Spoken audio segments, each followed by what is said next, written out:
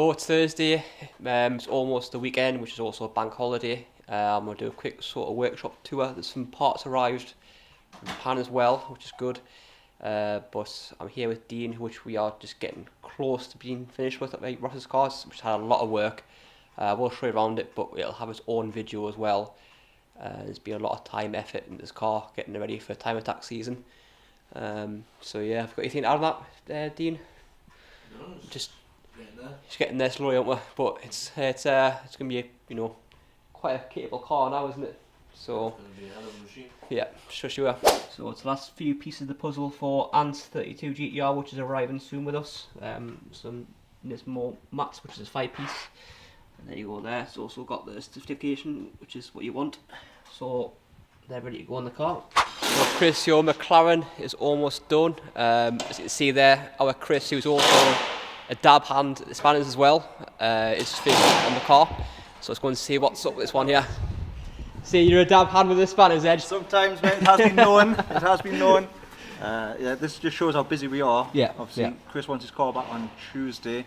And it just needs the under trays putting back on, what have you. So I've stepped up, get the job done. And not a lot of people know the old Novas that he's built like a couple of years ago, which are. Years. We need to find some pictures and share them because some of his cars are absolutely stunning. So so back in the day, I was a Vauxhall head for my sins. Wasted a lot of money on Vauxhall Novas. You know, it was good at the time. I kind of wish I'd gone a different path now, but that's that's different tastes as you get older. But yeah, they're now worth fortunes as well, aren't they? And they are worth fortune, yeah. So cool. kind of still wish I had it at the same time. Yeah. But no, so just spanning on with this, get the under trays on. It needs a wash, and then it's all ready for Chris. Awesome. Right, I'll leave you to it. Cheers, mate. Right, cheers. Also, Scotty's just finishing up on a car which was in for quite a bit of work. A few oil leaks, which was stated in previous vlogs. It's pretty much getting ready to be put back in the car. So is there anything else you want to add to that, Scotty? Try and get you in. Scott working on Scott's car. That's it, yeah. There's Chris working on Chris' car and Scott's working on Scott's car. Yeah. But now, like you say, we're just at the stage now where we've got to clean all the residual oil on all the external components. Yeah. So I'm just cleaning and then installing as we'll go along. Cool. So hopefully by the end of today we'll have this built, ready to go into the car, start getting it back into the motor. Awesome. That sounds like a plan. As a quick note as well, we are one of the biggest suppliers for Boost Logic parts as well. So we're on Hamid's car here, so if you need a quote on Boost Logic parts, my email address is sales@gm-imports.co.uk. You can discuss options there. So on Hamid's car, just past it there, Kyle is finishing up on his gearbox and transmission side of that, so that's pretty much ready to be installed again and go from there. So anything you want to add on that, Kyle, or are you just happy cracking away? Aye, getting stuff done. Getting it done. Yeah. Quite impressed with the gear set. Yeah. The Cool. linear F1 set, so hopefully it does the numbers. Yeah, nice products, aren't they? Cool. So Matty's just finished up on Mark's car. He's been in for quite extensive bit of work, like a full service, spark plugs, obviously the bigger package which we offer. It's key on these 35s is to make sure that it's up to sort of spec and up to date, because that's where the sort of reliability is on these. So he's got some brand new discs and stuff to go on. The carbon stuff which has been added. So like this is quite a clean, nice 35 as well. So Mark will be ready for summer driving very soon.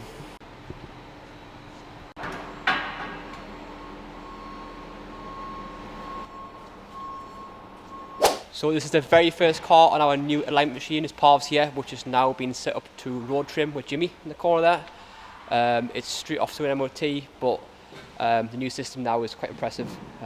So this will be many more cars to come on this, and like I say, we can offer this service now. So yeah, it's now off to an MOT station, and then that's the final thing, and then we'll sign it off and send it over to Parv.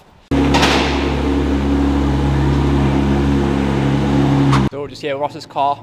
We're just finalising the last few things in engine bay. We've obviously fabricated the oil catch can here, so it's now situated in a good place for ergonomics and stuff like that, so it's easy access at the track. So I was going to walk you through a few of the stuff on the engine bay here. The oil cooler position I think it's fantastic. Like, for where it's placed, and especially on a track car like this, where if you're not pushing hard enough and you come off, you're not obviously trying hard enough. So Usually 9 times out of 10 left in, you know, like the bumper corners and stuff like that, where this is mounted in the engine bay now, which is out of the way. It's easy serviceable, and it means that it's out of harm's way as well, which is good. So I'm going to pass you over to Dean here as well and have a quick chat through the engine work. Here with Dean, we're just going to talk about the engine bay related sort of stuff that we've done so far. Obviously we'll move on to the fuel system a bit later on as well. Yeah, so we've done quite a few different modifications to his engine bay. We'll start off this side. We've got his new RCM intake with his new velocity stack. Yeah. That's quite nice. We've gone for electronic throttle body, so we'll go drive-by-wire. Yeah. That's because of the sequential, so we can do auto blip, all the flat foot shift, all that sort of stuff. He's now got his RCM alternator relocation, because before it had a homemade system and it was pulling the belt off. So that's a really nice piece of kit. RCM stuff is actually quite nice. Full fuel system, including bulkhead connectors. So the fuel system goes through the bulkhead. I don't know if you can see it there. No, it's just a bit hard to see. It's a bit dark back there. Fuel pressure reg, bigger injectors. Obviously the sequential. We've now got a catch can in the engine bay. Yeah, you've mentioned. Fabricated it in. So so we had to do that because he's wanting the passenger seat in the car. That's what his oil tank for his dry sump system was in the passenger footwell. Because he wants a passenger seat, obviously you can't have the tank in the footwell. So we've moved that to the boot, and because that's in the boot, it can no longer vent from the engine bay into the tank. So we've had to do 2 separate catch cans, front and back, one for the tank, one for the engine. Just a load of some additional sensors, some wiring. But it's good.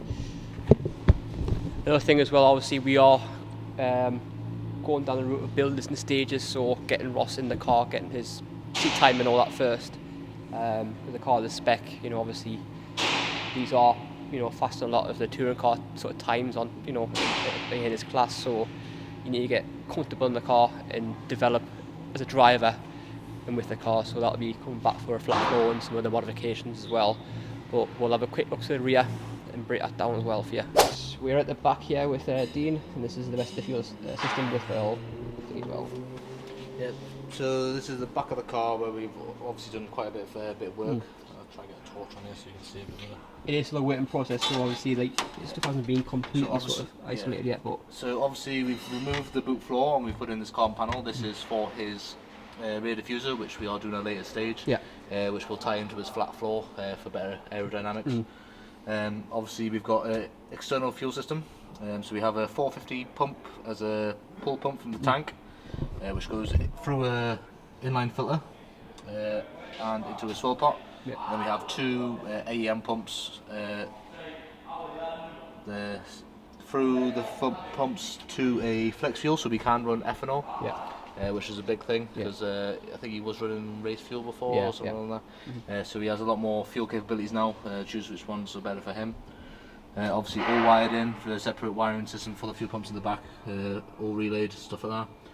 And then obviously his oil his oil tank for his dry sump system is now in the boot, with his catch can there as well.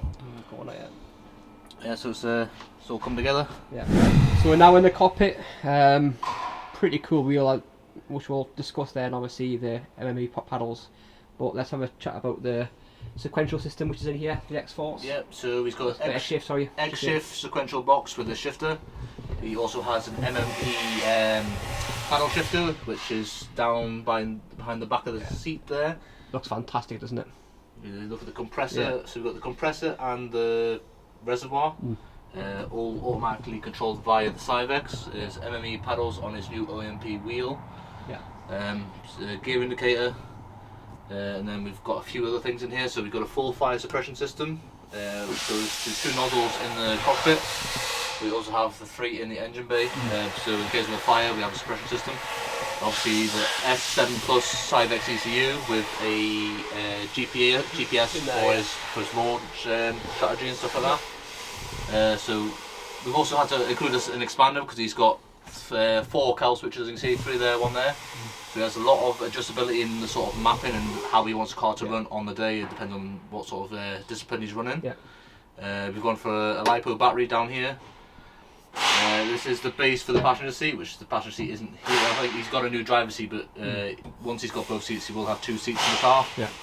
And he's also got the rear bulkhead, so as per legislation in the race events he's wanted to go in, he needs to have the whole fuel system sealed off, so that's all in the back there, sealed off. And then we've got the fuel lines on here, this side, going through bulkheads on both sides, so it's a nice sealed unit. And is oil lines run through the car from the dry sump tank in the boot to the engine. Yeah, which is good access, and also for safety purposes as well. I mean, obviously people say, why do you put lines inside of a car? But you know, a lot of the sort of like regulation stuff like that, you know, specify that has been but obviously these are, you know, braided lines and all that. So there is options to go under the car in this situation, because you wanted to run the side exit exhaust with the flat floor. There was no nice way to run the pipes from the back of the tank to the engine underneath the car. So this was a nice compromise. So it turned out quite nice.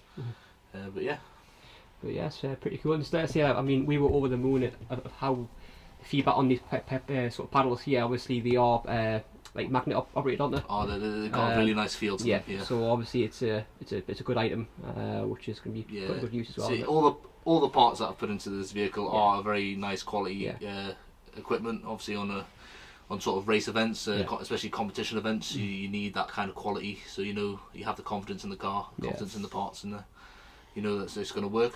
And I'm confident that all these systems will work quite nicely. So that's a brief sort of breakdown of the car there. Obviously next step is to get the fluids in, then it's a process of starting the car and then getting the base file in, and then it's on to Romain to do his work. So that's it, done and dusted a Thursday. It's now bank holiday weekend, so enjoy what you're doing, keep safe, and go from there. And for once it's not me diving into bait, it's JV.